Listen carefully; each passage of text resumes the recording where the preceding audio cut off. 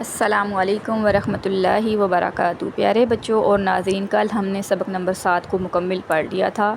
آج انشاءاللہ ہم سبق نمبر 8 کو شروع کریں گے۔ چینل پر جو بچے نئے ہیں وہ سبق نمبر 1 سے لے کے سبق نمبر 7 تک کی تمام ویڈیوز میرے چینل پر دیکھ سکتے ہیں۔ تو آئیے سنتے ہیں سب سے پہلے قرآن پاک کی فضیلت۔ قرآن پاک سیکھنے والے کے متعلق حضور صلی اللہ علیہ وآلہ وسلم کا ارشاد پاک ہے، تم میں سے بہترین شخص وہ ہے جس نے قرآن کو سیکھا اور دوسروں کو سکھایا۔ تو آئیے ہم بھی اچھے لوگوں میں شامل ہو جائیں اور قرآن پاک سیکھنے والے بنیں۔ پہلے ہم قرآن پاک سیکھنے والے بنتے ہیں، پھر انشاءاللہ ہم سکھانے والے بن جائیں گے۔ تو آئیے سنتے ہیں درود پاک کی فضیلت۔ فرمان مصطفیٰ صلی اللہ علیہ وآلہ وسلم ہے، جس شخص نے مجھ پر ایک مرتبہ درود پاک پڑھا، اللہ تعالیٰ اس کے لیے ایک قرات اجر لکھ دیتا ہے، اور ایک قرات احد پہاڑ جتنا ہے۔ سبحان اللہ۔ صلو علی الحبیب صلی اللہ تعالی علی محمد صلی اللہ علیہ وآلہ وسلم۔ تو آئیے چلتے ہیں، شروع کرتے ہیں اپنا سبق نمبر 8۔ سبق نمبر 8 کا نام پہلے دیکھ لیتے ہیں۔ سبق نمبر 8 ہے کھڑی حرکات۔ کھڑی حرکات کہتے کسے ہیں؟ کھڑا زبر، کھڑی زیر اور الٹے پیش کو کھڑی حرکات کہتے ہیں۔ جس طرح ہم نے پہلے سبق میں پڑھا تھا حرکات۔ حرکات کیا ہوتی ہیں؟ زبر، زیر، پیش۔ اسی طرح کھڑی حرکات کھڑا زبر، کھڑی زیر اور الٹے پیش کو کھڑی حرکات کہتے ہیں۔ آپ نے پیچھے والے سارے سباق کو دہرا لینا ہے۔ جب آپ دہرا لیں گے تو آپ کو ان میں ایڈ کرنی پڑیں گی چیزیں، جیسے جیسے ہم آگے جا رہے ہیں ساری سبق کے اگلے لیسن میں ایڈ ہوتے جائیں گے، تو آپ نے پیچھے والا سبق بھولنا نہیں ہے۔ اب دوسرا رول اس میں کیا بتایا گیا ہے؟ کھڑی حرکات حروف مدہ کے قائم مقام ہیں، اس لیے کھڑی حرکات کو بھی حروف مدہ کی طرح ایک الف یعنی 2 حرکات کے برابر کھینچ کر پڑھا جائے گا۔ جس طرح کھڑی حرکات کو ہم ایک الف یعنی 2 حرکات کے برابر کھینچ کر پڑھتے ہیں، تو اسی طرح ان کو بھی حروف مدہ کی طرح کھڑی حرکات کو بھی کھینچ کر پڑھا جائے گا۔ تو کھڑی حرکات الف مدہ، کھڑا زبر کے قائم مقام، کھڑی زیر یا مدہ کے قائم مقام اور الٹا پیش واو مدہ کے قائم مقام ہوگا، تو ان کو بھی اسی طرح ایک الف یعنی 2 حرکات کے برابر کھینچ کر پڑھا جائے گا۔ اس سبق میں حروف قریب و سوچ یعنی ملتی جلتی آواز والے حروف میں بھی آپ نے واضح فرق کرنا ہے۔ جس طرح پہلے ہم نے کیا تھا تا اور طا میں، اس طرح اس میں بھی ہم نے واضح فرق کر کے چیزوں کو پڑھنا ہے، حروف کو ادا کرنا ہے، یعنی تلفظ کی ادائیگی کو ہم نے اور مزید بہتر کرنا ہے، اور وہ کوشش سے ہوگا۔ جب تک آپ کوشش کرتے رہیں گے آپ کامیاب ہوتے جائیں گے۔ اگر آپ نے کوشش ہی نہیں کی تو انسان کو پھر مشکل ہو جاتی ہے، تو آپ نے کوشش کرنی ہے۔ کوشش کرنا آپ کا کام، پایا تکمیل تک پہنچانا میرے اللہ کا کام ہے۔ تو آئیے چلیے شروع کرتے ہیں۔ سب سے پہلے تعوذ اور تسمیہ پڑھ لیتے ہیں سبق شروع کرنے سے پہلے۔ اعوذ باللہ من الشیطان الرجیم، بسم اللہ الرحمن الرحیم۔ تا کھڑا زبر تا، تا کھڑی زیر تی، تا الٹا پیش تو، تا تی تو۔ نیکسٹ ہے تا موٹا، پہلے ہم نے باریک پڑھا، اب یہ موٹا تا آ گیا، یعنی حروف مستعلیہ اس کو پر پڑھا جائے گا۔ تو کھڑا زبر تو، تو کھڑی زیر تی، تو الٹا پیش تو، تو تی تو۔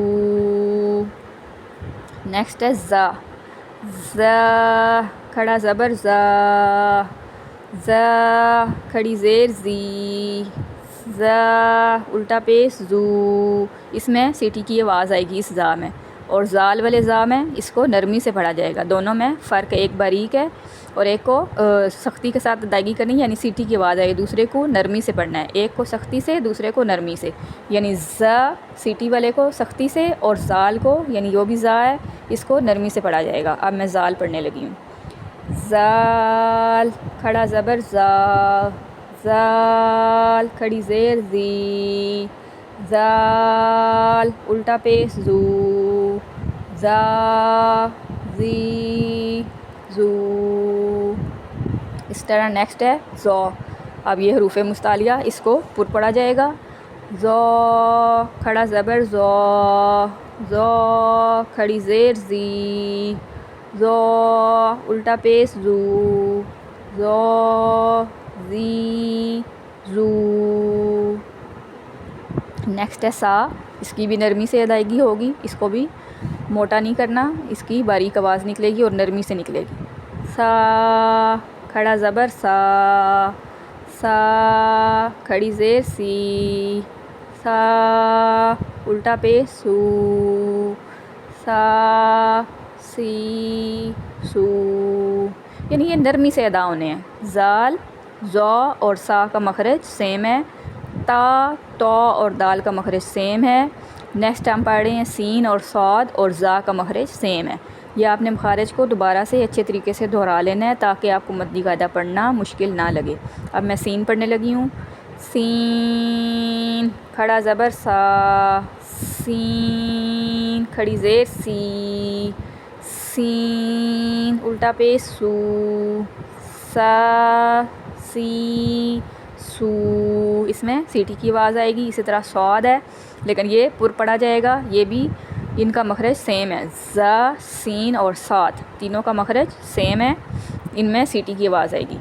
صاد کھڑا زبر سو، صاد کھڑی زیر سی، صاد الٹا پہ سو، سو سی سو.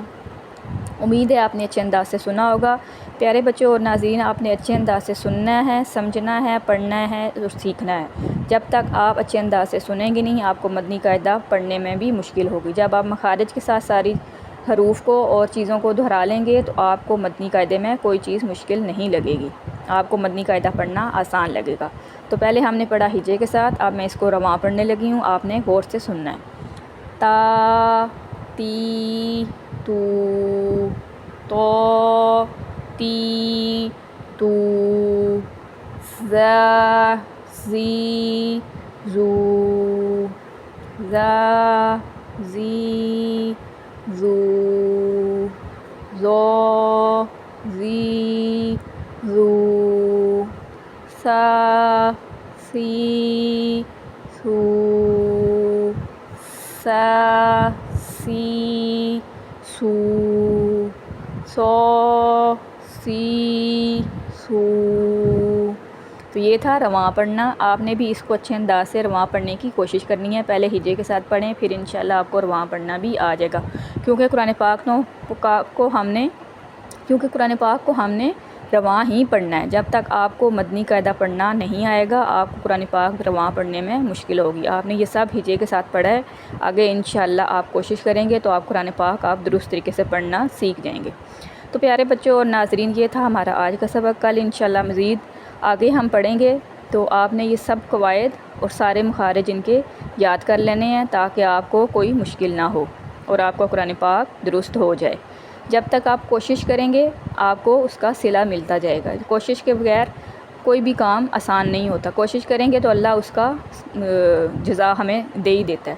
تو اللہ تعالیٰ ہمیں جزائے خیر دے کہ ہم قرآن پاک پڑھتے ہیں. قرآن پاک کا ایک لفظ پڑھنے پر 10 نیکیاں ملتی ہیں. تو انشاءاللہ ہم کتنے حروف اور حرف روز پڑھتے ہیں تو وہ لفظ بنتے جائیں گے آگے، تو ان کی نیکیاں زیادہ ہوتی جائیں گی. تو آپ قرآن پاک کو ویسے بھی کثرت سے پڑھا کریں تو انشاءاللہ خیر و برکتیں آپ کو اس کی ملتی رہیں گی. تو پیارے بچوں اور ناظرین، یہ تھا ہمارا آج کا سبق. انشاءاللہ کل نئے سبق کے ساتھ حاضر ہوں گی. تو ویڈیو اچھی لگے اور لائک اور شیئر ضرور کریں. اگر ویڈیو بنانے میں کوئی کمی یا غلطی ہو گئی ہے تو کمنٹ میں مجھے ضرور بتائیں. آپ کے بتانے سے میری بھی اصلاح ہو جائے گی اور آپ کے لیے بھی صدقہ جاریہ ہوگا. اپنی دعاؤں میں یاد رکھیں. السلام علیکم ورحمۃ اللہ وبرکاتہ.